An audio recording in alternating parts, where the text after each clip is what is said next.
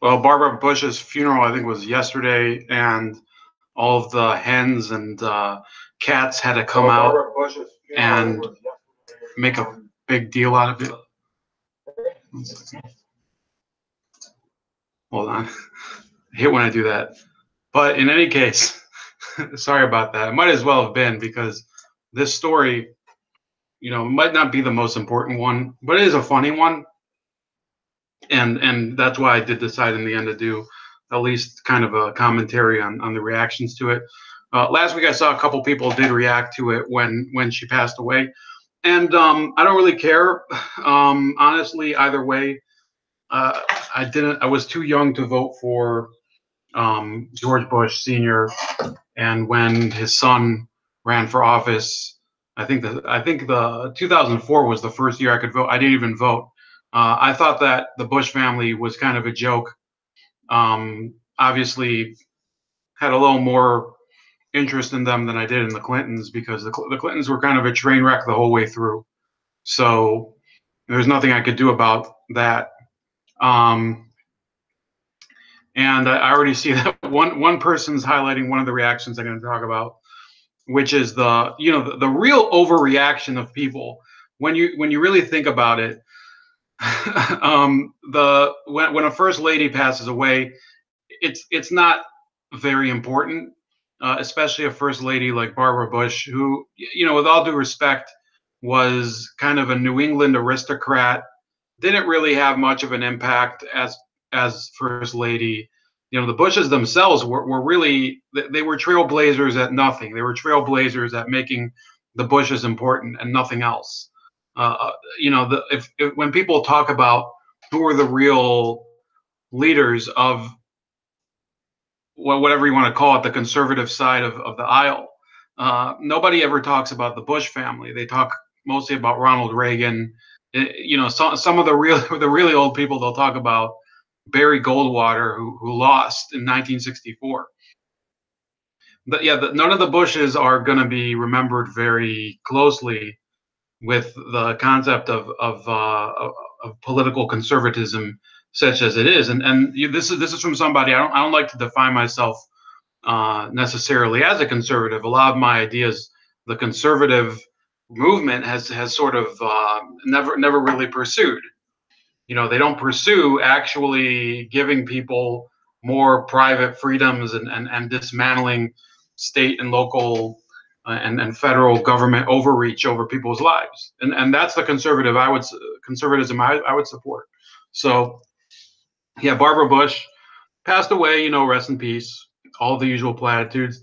Not very important. What is more important is the stupid reactions that people have towards it.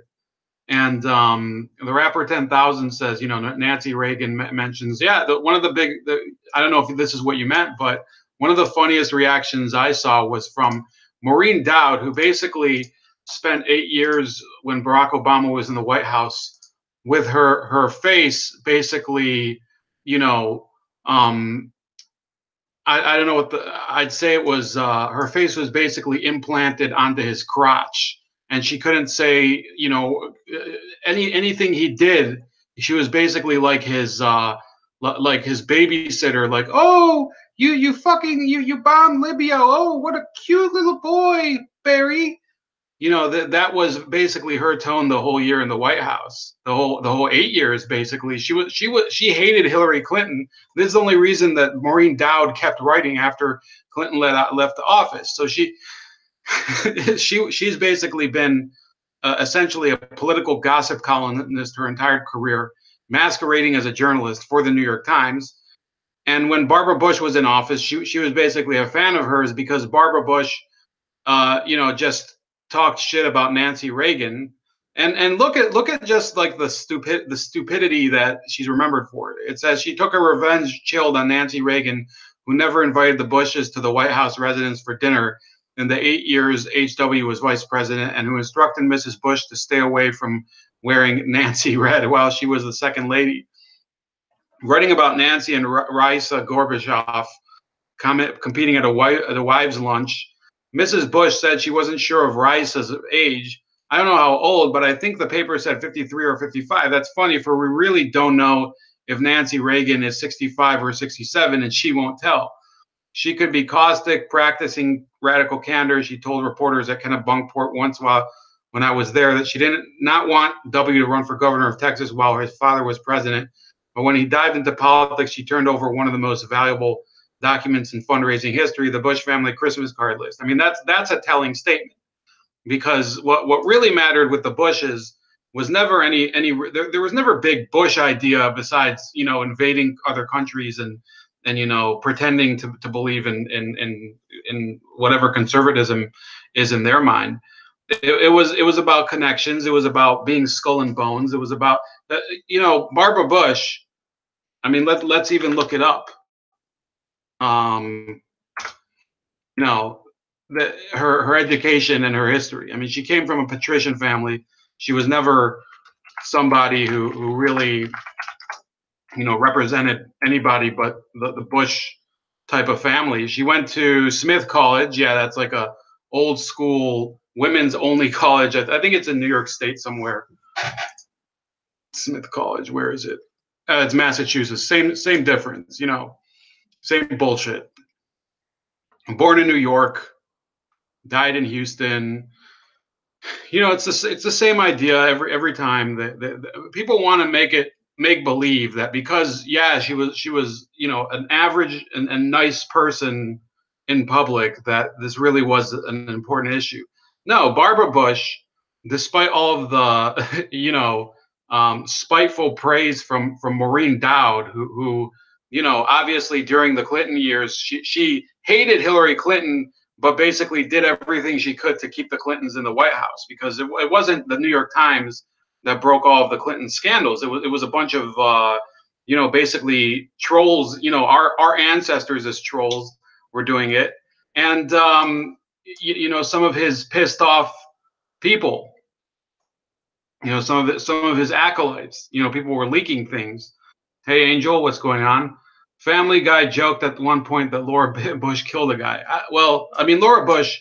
So here's the other thing, and let's get to the issue with this this Fresno State professor. So she said Barbara Bush was an amazing racist. So while I personally could care less about this whole event of her passing away, people like to equate the fact that she was a super rich, entitled woman who basically was born into an aristocratic family, and they want to say, oh, because of that, and because of her family was traditionally Republican, and she married into a Republican family, the Bushes, that equates her to a racist. Well, I don't see really where the reality, where the relationship goes. I mean, Barbara Bush was virtually an empty slate on politics. There's virtually nothing that I can remember that she ever said that was relevant to actual policy. She was about, everything was basically personal politics with her. It was nothing about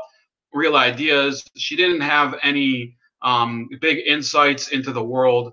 That's by the way, that's the way the majority of first ladies have been. And that's why I say this isn't that important of an event, her passing away. With all due respect, I don't want to be, personally, if there were no reactions to this, I wouldn't have reacted. And really what I'm doing here is basically being a vulture to other people's reactions, because this Rania, or this not Rania, but Rhonda Jarar, who is this Palestinian Egyptian professor from Fresno, she made this statement that she was an amazing racist. But in reality, the only thing that that Jarar ended up doing from this, she said a 2012 essay for Guernica described a trip to Israel in which she said she was detained, taken to an airport by airport authorities to the Arab room, and denied entry. Jarar is also listed as a BuzzFeed contributor. An essay published last year is titled "Being a Bad Muslim Helped Me Get Out of a Bad Marriage." So this woman is you look at her pedigree, and there's video of her that I can't show just because you won't hear it in terms of the volume. I mean, I don't know if you heard what, by mistake I left the volume on for the chat, but There's a hilarious video where she's basically saying just the most disgusting crap about all sorts of people. She said, for example, she doesn't understand why Richard Spencer's, I think it's Richard Spencer, it might even be Bob Spencer, to be honest with you, who's much less deserving even than Richard Spencer, but Bob Spencer, for example, who's an anti-Islam activist. So it could be that she was meaning that they should get their homes firebombed. So, and then she talked about how in the past people would hijack planes, and that was real activism. Well, I doubt that somebody like her could hijack a plane. If you look at like photos of her that aren't headshots, she's basically, the only thing she's hijacking are tubs of ice cream. That's about it for her. And there were a number of other reactions like that, but that was by far the most well known, because she also, when people kind of they responded to her and said, that's kind of fucked up what you're talking about with Barbara Bush. She responded, and she said, oh, don't tweet out my faculty phone number, tweet out this phone number. It turned out to be like a crisis hotline in Arizona. So yeah, there's a lot of dumb people, especially women, by the way, which we're about to get to. More women reacting like morons to Barbara Bush dying, which is not, it's not really that big of a deal, and they're just behaving like sad feminist cows that don't have anything better to do. You see, I mean, if a guy I hate fails or dies, the sniping is probably going to happen, but it's not to the degree that these idiots are. God. The media are the real vultures who cannot report the truth and prey upon the weak and gullible masses. Well, exactly. So then the last kind of issue that we're going to deal with is Trump himself didn't go to the funeral, and it was a good idea that he didn't go, because it would have been a complete waste of time for him, and would have garnered him nothing. He had nothing to gain from it, except, maybe some people would say, oh, it's not presidential not to go to the first lady's funeral. It's like, fuck you. Nobody knows how well he knew Barbara Bush, and he's feuded with the Bush family since he became a political candidate. So what's the big deal? Does anybody really want Donald Trump at a funeral? Do the Bushes want Donald Trump to ruin? I mean, think of it from their perspective. So then what do they do?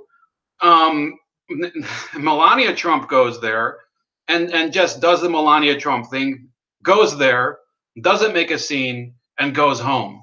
What does the press do, and what's their conclusion from that? They make a big deal out of a couple photos of her, I guess gabbing with Barack Obama, smiling at him, and they ignore, this is from Elle, they ignore the part where Michelle Obama is basically looking at Barack Obama like she's about to, bite his face off, because he had like a rare moment of civility with Melania Trump, who nobody really knows much about Melania Trump, except she's not, and they compare it to this photo where I think that they were standing at a funeral somewhere else, and you're actually not supposed to stand, you're not supposed to be laughing at a funeral anyway. So I don't know why they think of it as something.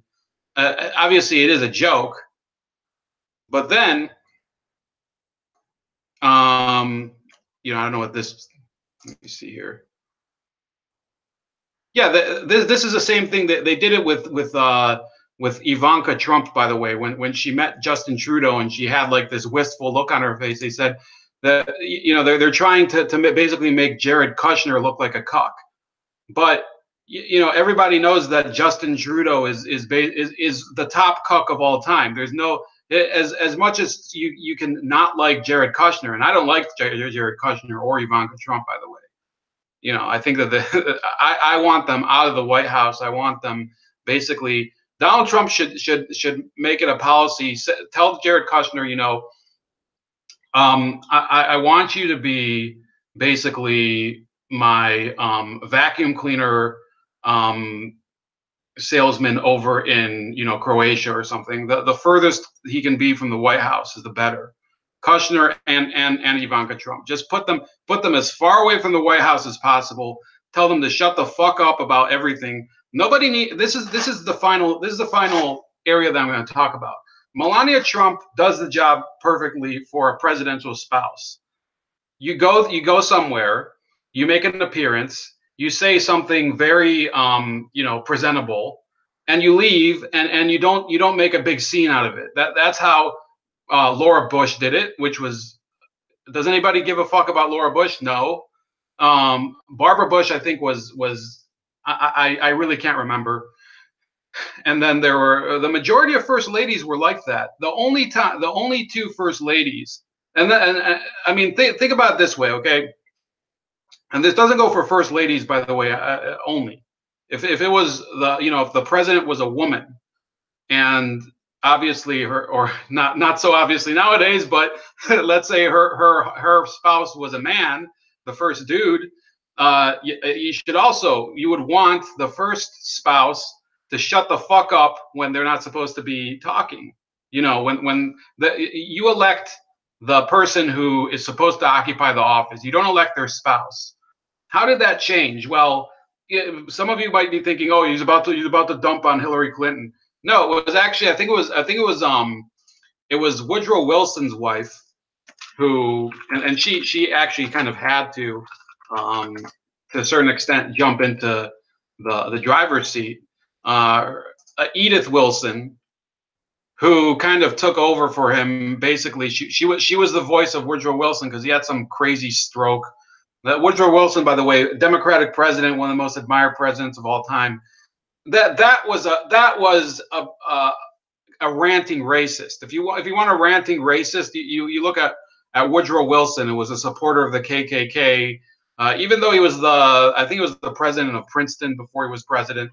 That's who you look at if you want to talk about like rabid, foaming at the mouth racists. And yeah, his wife, because he had a stroke, was very powerful. And then the next person would be, after a long hiatus, would be Eleanor Roosevelt. Eleanor Roosevelt was also, you know, very, very pushy, very feminist. Didn't necessarily get along with FDR either. FDR cheated on her too. Where do you see that again? Where do you see another pushy presidential spouse whose husband cheated on her and was variously known for, you know, a secret life, concealing things from the public? Yeah, and you know, I guess if I was FDR, I don't know if I would let the public know that I had polio, if that's the issue. But you know, there's a lot of things that hey, Spleen Pirate, do you like nachos? Yeah, I think we all like nachos. Is that supposed to be a joke there? So then there's Lisa PDX. I strongly disagree with their statements, but she has a right to free speech. I'm glad these folks express how vitriolic they are. At Irish funerals, we laugh and share funny stories about the deceased. Yeah, I hear Irish funerals are the best, but no, the Bushes were no. We don't want any of those dirty Catholics around. They were strict Protestants. That was their attitude. They probably frowned when the Kennedys got in the White House. So yeah, Eleanor Roosevelt, for those of you that don't know, was kind of you know, she broke the mold. Because FDR was, you know, for most of his presidency, pretty well put together, and like only at the end his health started to fail, and that's when basically the Democrats replaced his vice president, who was Henry Wallace. They replaced him with Harry Truman because they were afraid that the guy who was a borderline communist would become vice president. So, you know, Eleanor Roosevelt, by the way, was the inspiration. Hillary Clinton has stated a number of times to the public that she thinks that she's had like, you know, communications with the spirit of Eleanor Roosevelt, and she kind of uses her as her conduit to the spirit world. By the way, it is. I'm not even kidding. It's in Living History, which is the first of her compendium of autobiographies, you know. So then then so after Eleanor Roosevelt, you just have a string of normal first ladies. Jackie Kennedy, who was the first, who was the iconic first lady before, but before our generation, those of us that grew up in the 90s, it was Jackie Kennedy, because she was super hot for her time, and she was married to an attractive president, and she was from an aristocratic family too, and then people liked her, and she wasn't, I don't know how she was personally. From what I hear, she wasn't anything, she wasn't anything out of the ordinary. But yeah, that was how a first lady acted. That was how a first spouse should act. The only person who changed that paradigm and changed it for the worst was Hillary Clinton. She ran for, and that's, I mean, I had to fix myself. Her husband ran for office, saying that she would be, it would be two for the price of one. You would get Hillary Clinton basically as a de facto vice president, and at a certain point, voters were like, well, with all due respect, we're hearing enough out of her. Could you shut her up a little? Then, after that, after Hillary Clinton, you get Michelle Obama, who is not as, people hate Michelle Obama. She's not as bad as Hillary Clinton, but she still has that look like she wears the pants in the house.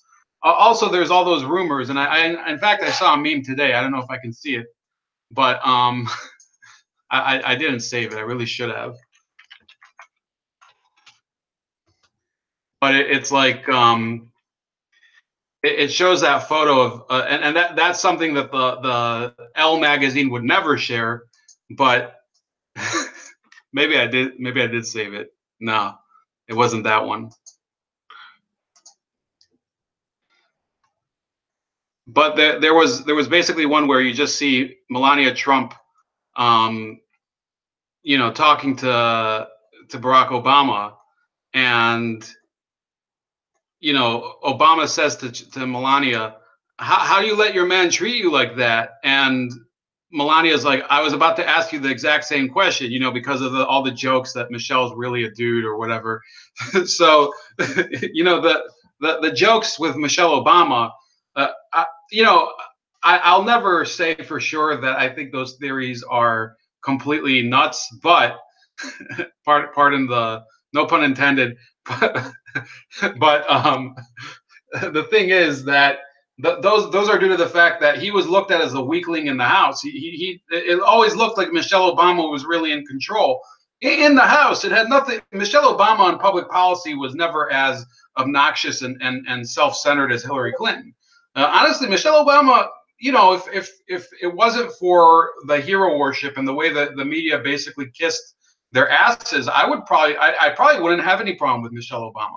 I could care less that she has a radical agenda personally. I mean, she wasn't the president.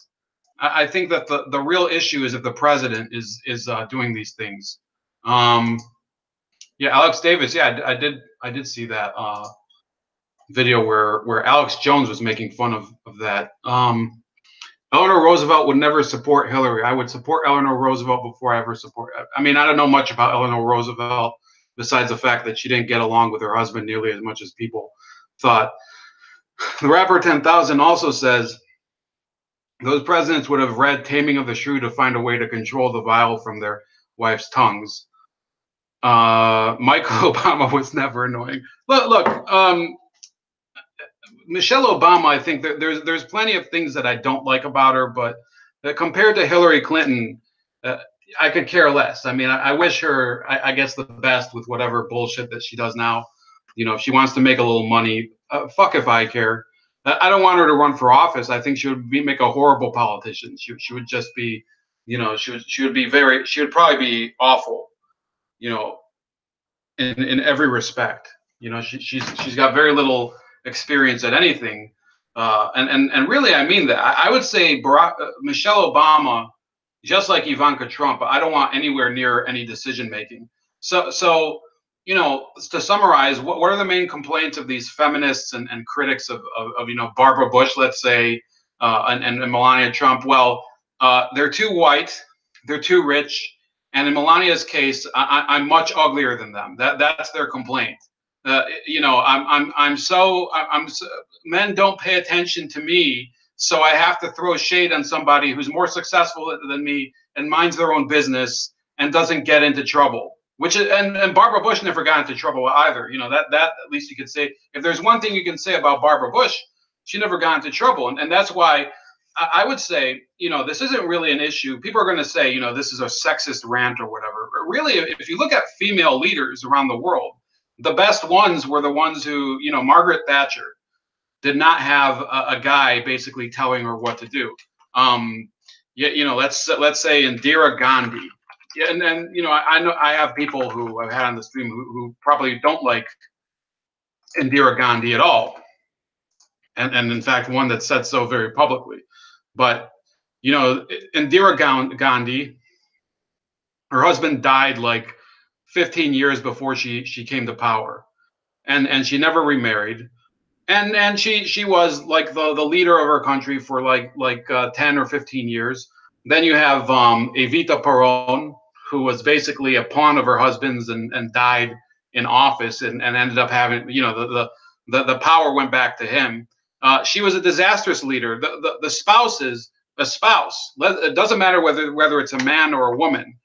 So a leader of a country has to be willing to basically have their own will and not let their family, whether it's their wife or let's say it was their nephew or their brother or their mom or you have to be the leader, and you can't let the people who are your closest associates manipulate you. You know, there's I mean, you also don't want somebody who's too much of a megalomaniac. I mean, then you get somebody like Saddam Hussein.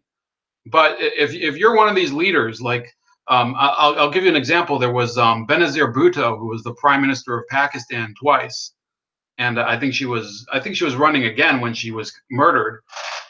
You know, her husband was a dirty politician himself, and he was trafficking in her name in order to get bribes and in order to get favors and all sorts of things. And it's partly because of his corrupt practices that Benazir Bhutto probably was not successful in the end. You know, and this was a woman who was a trailblazer in Pakistan. You know, the same thing with Eva Perón. You know, when you're running for office, and then you become the leader, you have to be the decision maker in that administration. Your spouse should have a minimal role in it. Doesn't matter if you're married to a man or a woman. You know, let's say, you know, throw the gauntlet down. You have a woman get elected to office who's married to another woman. Well, then what are you supposed to say? That the other woman should have a role in no, you elected whoever's on the ballot. You don't elect whoever that person's sleeping with at night. I haven't read Taming of the Shrew. I'm not a big Shakespeare fan. Yeah, in any case, I am going to have to go. But yeah, if there was anybody, look, women speaking on public issues, you don't have to have people who are you know, married to the president. I mean, he has people. Let's say if you want a woman to speak out on something publicly who's in the Trump administration. I mean, you have Nikki Haley, who actually, you know, I actually don't agree with a number of the things that she says. But then you also have, I mean, Linda Chow. If Linda Chow was to shout out the window of her department and say, yeah, you fucking rednecks, why don't you ride the bus? Well, she's perfectly entitled to say that because she's the Secretary of Transportation. You can't say that she can't say that because she's the Secretary of Transportation. Look at the way they treat Betsy DeVos. Every single word that comes out of her mouth, they treat her like she's basically Cruella de Vil. That's their attitude towards women who are actual servants of the public in you know, the Trump administration. And that's about it. You know, and I'm not saying that Betsy DeVos is a great mind or anything. I'm just saying they don't have nearly the feminist integrity that they claim to have. They think that they're for the liberation of the woman, but they're not. It doesn't show in the way that they treated Barbara Bush. It doesn't show in the way that they treat Ivanka Trump. It doesn't show in the way they treat Betsy DeVos. It doesn't show in the way that they treat Melania Trump, and that's about it. I guess I will see you guys later. And Rapper 10,000. I don't know anybody who's making fun of Ivanka's voice, but I've actually run out of time and I have to leave. So I'll see you guys later.